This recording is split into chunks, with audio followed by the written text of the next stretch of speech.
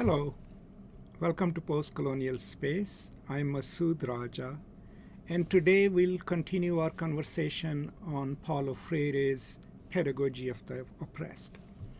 And we are currently on chapter 3, and this is the second video in chapter 3 in a sequence. So I strongly urge you to watch the video that precedes it. And in this video, I'll briefly be reading from page 88, bottom of the page 88, to the top of page 90, and then talk about it. But do keep in mind that Freire starts this chapter by defining the dialogic nature of the world, right? And in this part that we'll discuss today and that I'll read, he explains what he means by dialogue. But there's another instructive terms that he uses and actually theorizes, and that is the term naming the world, right?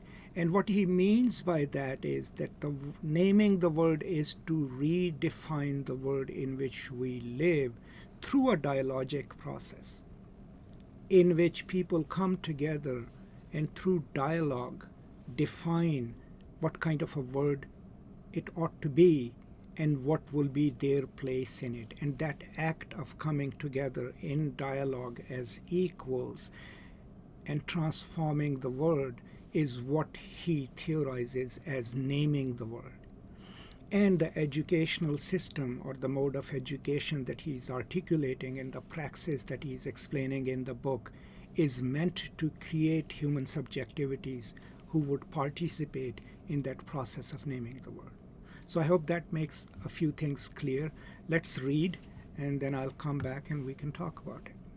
Dialogue is the encounter between men, mediated by the word in order to name the world.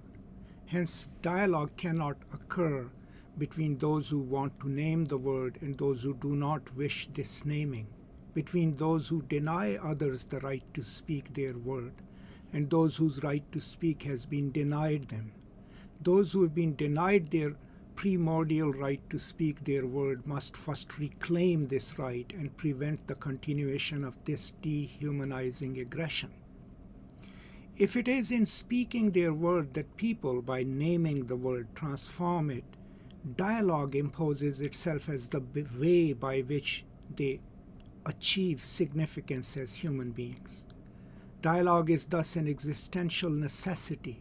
And since dialogue is the encounter in which the united reflection and action of the dialoguers are addressed to the word which is to be transformed and humanized, this dialogue cannot be reduced to the act of one person's depositing ideas in another, nor can it become a simple exchange of ideas to be consumed by the discussants.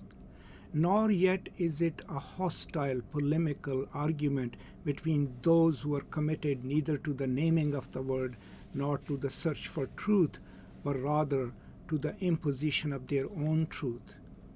Because dialogue is an encounter among women and men who name the word, it must not be a situation where some name on behalf of others. It is an act of creation. It must not serve as a crafty instrument for the domination of one person by another. The domination implicit in dialogue is that of the word by the dialogues. It is conquest for the word for the liberation of humankind. It is conquest of the word for the liberation of humankind. Dialogue cannot exist, however, in the absence of a profound love for the word and for people. The naming of the word, which is an act of creation and recreation, is not possible if it is not infused with love. Love is at the same time the foundation of dialogue and dialogue itself. It is thus necessarily the task of responsible subjects and cannot exist in a relation of domination. Domination reveals the pathology of love, sadism in the dominator and the masochism in the dominated. Because love is an act of courage, not of fear. Love is commitment to others. No matter where the oppressed are found, the act of love is commitment to their cause, the cause of liberation. And this commitment, because it is loving, is dialogical. As an act of bravery, love cannot be sentimental. As an act of freedom, it must not serve as a pretext for manipulation. It is possible to restore the love which that situation made impossible. Is it possible to restore the love which that situation made possible? If I do not love the world, if I do not love life, if I do not love people, I cannot enter into dialogue. Read the footnote 4 that was in the preceding passage that I just read, and here is Freire's explanation of it. I'm more and more convinced that true revolutionaries must perceive the revolution because of its created and liberating nature as an act of love. For me, the revolution, which is not possible without a theory of revolution, and therefore science, is not irreconcilable with love. On the contrary, the revolution is made by people to achieve their humanization. What indeed is the deeper motive which moves individuals to become revolutionaries but the dehumanization of people? The distortion imposed on the word love by the capitalist word cannot prevent the revolution from being essentially loving in character, nor can it prevent the revolutionaries from affirming their love of life. Guerra, while admitting the risk of seeming ridiculous, was not afraid to affirm it. Let me say, with the risk of appearing ridiculous, that the true revolutionary is guided by strong feelings of love. It is impossible to think of an authentic revolutionary with this quality. And this is from Che Guevara's speeches. So that was the footnote in the section that I just read. So one thing to keep in mind while reading Freire is that you have to read him as he develops his thought, because there are building blocks of information that he's sharing with us and ideas that he's sharing with us. So to understand this chapter, we have to know the previous chapter and then the previous chapter. The ultimate project is humanization of individuals and collectivities, right? That's the project of education. Here, since he has already explained the banking system of education and problem-posing system of education, he is now connecting it to the question of dialogue. Right? So what he's now trying to teach us is that the only way we can name a new word and hence transform it is through dialogue, right? And then the dialogue cannot just be polemical dialogue or a dialogue in which we sit and just talk, right?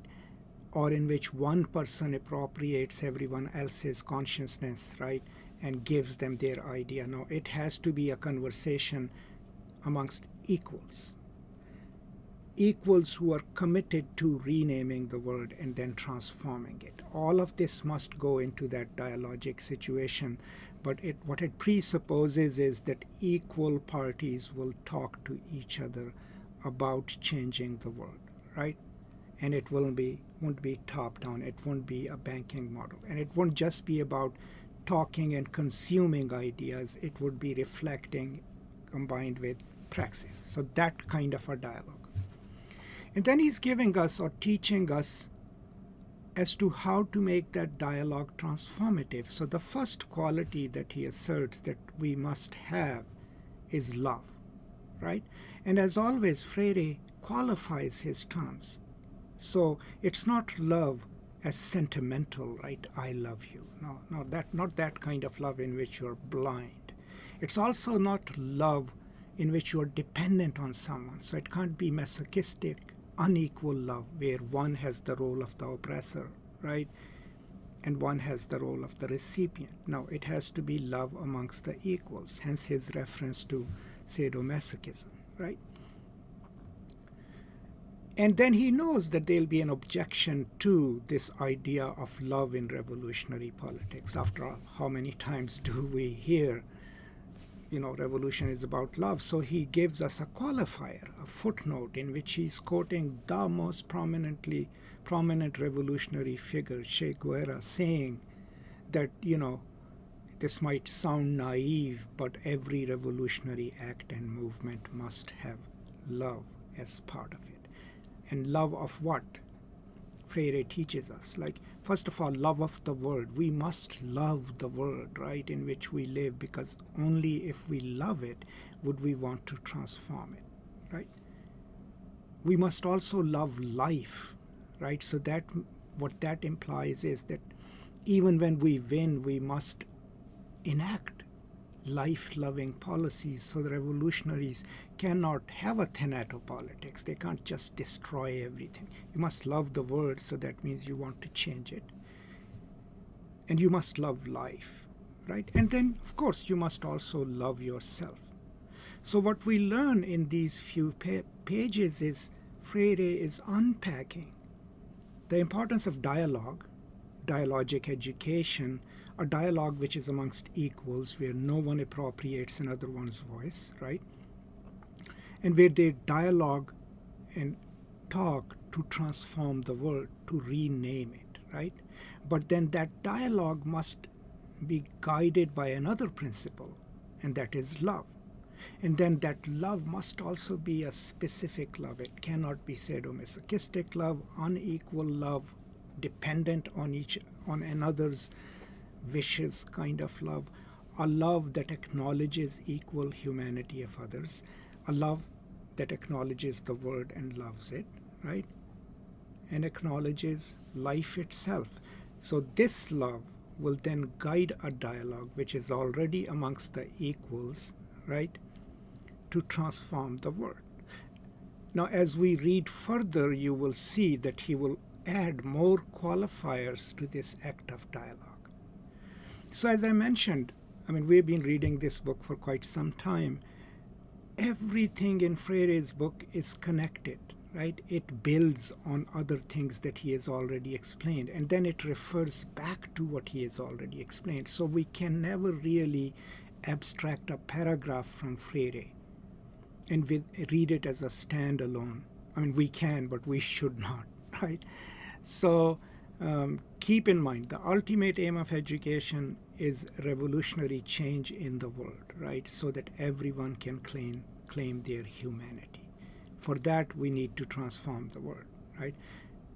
We need to have a different system of education. We already talked about it. How will we rename and transform the world? Through dialogue. Now, that dialogue can be in praxis, but also the education that he's articulated in the previous chapter itself is dialogic, right? It's conversation as equals, right? In which the teacher learns from the students and student learns from the teacher. And now he's giving us how to construct that dialogue. So the first principle is equality amongst the dialoguers, right? And then love, right? But love not constituted by an unequal system, love that has already been transformed through praxis into a praxis of freedom, right? Working towards liberation. So that is important to keep in mind. So these are some of my thoughts on this part that I just read. I am not trying to elaborate too much because it totally defies the logic of Freirean pedagogy, right? Because I'm speaking to you here through this medium. You don't have a say in it. And I'm very aware of that irony. But I think that this part in chapter 2 is pretty self-explanatory. But keep these things in mind, and as we read further, I think our idea of what constitutes a dialogue and its significance and what attributes it must have other than love and equality would become more clear. And I hope you're enjoying this series, and I hope you'll join me next time with the next video. And in the meantime, please do watch the whole series to catch up so that you can join the conversation where we are right now. Okay, thank you so much, and as always, peace and love.